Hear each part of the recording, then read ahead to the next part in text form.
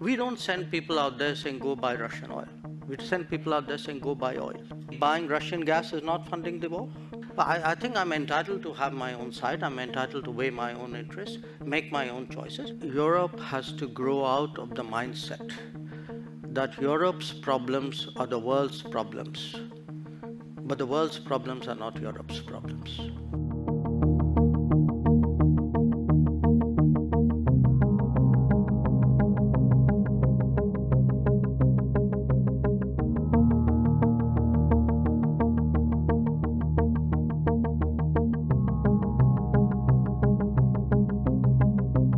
In terms of our oil purchases, we don't send people out there saying, go buy Russian oil.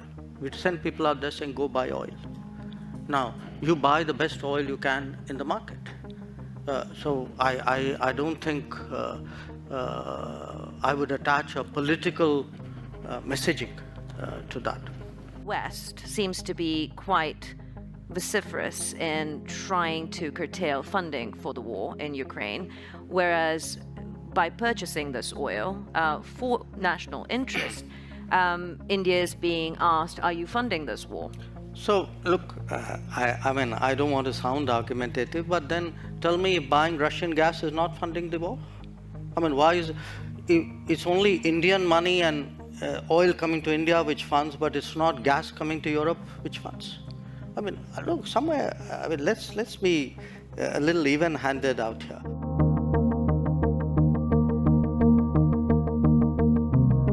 If countries in Europe and the West and the United States are so concerned, why don't they allow Iranian oil to come into the market? Why don't they allow Venezuelan oil to come into the market? I mean, they've squeezed every other source of oil we have and then say, okay, guys, you must not go into the market and get the best deal for your people. I don't think that's a very fair approach.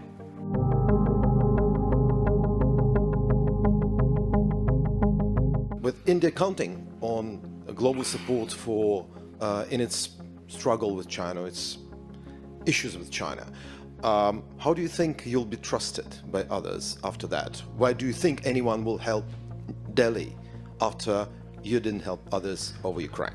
It's an interesting question which you might, I mean, not you, meaning you personally, but people might want to ask themselves, because if I were to take Europe collectively, which has been singularly silent on many things which were happening, for example, in Asia, you could ask, why would anybody in Asia trust Europe on anything at all? Today, Europe is buying oil.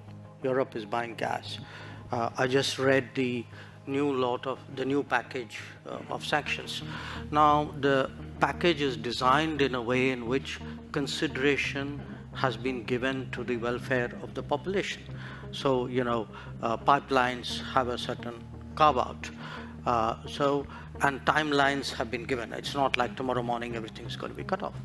So, people need to understand, if you can be considerate of yourself, surely you can be considerate of other people.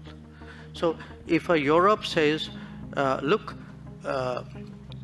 we have to manage it in a way in which its impact on my economy is not traumatic, that freedom or that choice should exist for other people as well.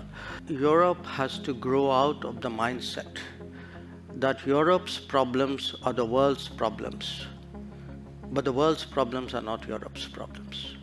That if it is you, it's yours. If it is me, it's ours.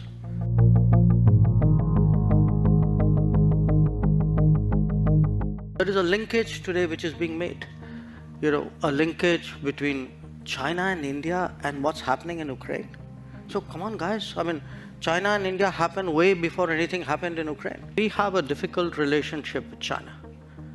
We're perfectly capable of managing it. It's if I get global understanding and support, obviously it is of help to me.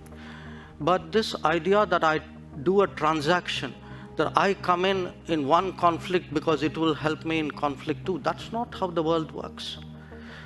So a lot of our problems in China have nothing to do with Ukraine, have nothing to do with Russia. They predate it.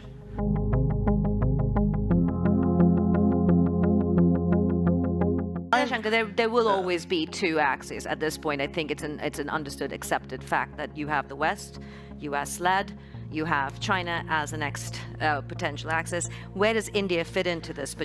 Are you planning to not pick a No, side? I'm sorry. That is exactly where I disagree with you. This is the construct you are trying to impose on me, and I don't accept it. I mean, I don't think it's necessary for me to join this axis or not, and if I'm not joining this, I must be with the other one. I don't accept that. I mean, I think I'm 1/5 of the world's population. I am today the 5th or 6th largest economy in the world. I mean, forget the history, civilization bit, everybody knows that. But I think I'm entitled to have my own side. I'm entitled to weigh my own interests, make my own choices. And my choices will not be cynical and transactional, but they will be a balance of my values and my interests. There is no country in the world which disregards its interests.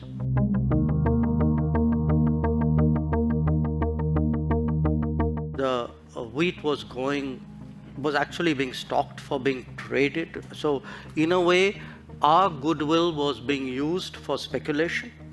So we had to do something to stop that, because it was also impacting us at home. Our prices were going up.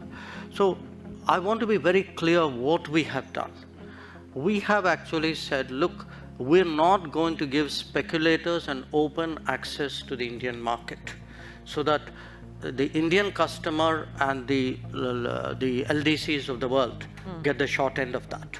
Yeah. And preventing a diversion to high-income countries with a greater possibility to buy, because what we saw happen with the vaccines, we don't want to see happen with the wheat, which was the rich people got vaccinated and the poor were left to God and